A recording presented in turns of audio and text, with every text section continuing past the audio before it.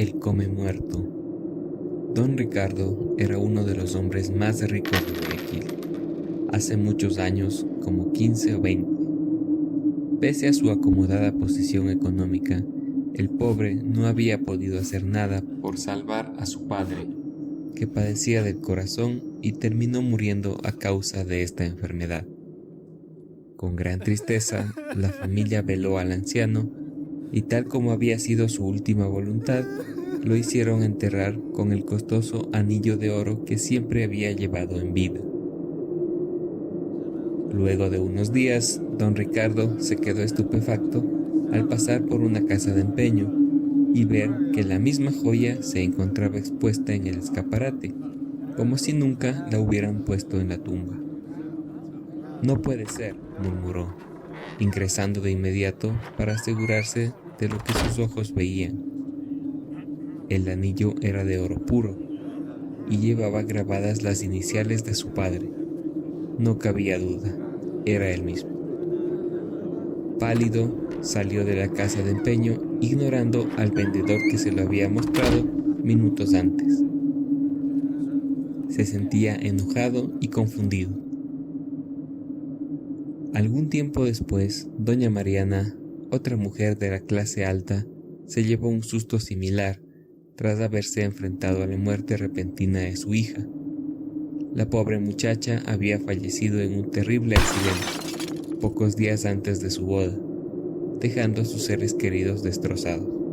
Por eso la habían enterrado con el vestido de novia que tanto había querido usar para ese momento. Una prenda fina, llena de encajes traídos de Europa, y por la que habían pagado una pequeña fortuna. Apenas un par de días después del entierro, doña Mariana pasó por otro local del centro, cerca de la casa de empeños, y palideció. El vestido de su hija estaba a la venta. No le cabía ninguna duda de que se trataba del mismo. Durante los meses siguientes, varios miembros de la clase acaudalada de Guayaquil se llevaron desagradables sorpresas al corroborar que las pertenencias con las que habían enterrado a sus difuntos aparecían inexplicablemente en las tiendas del centro, a la venta, y para colmo, malbaratadas. Tenía que haber una explicación para tantas macabras coincidencias.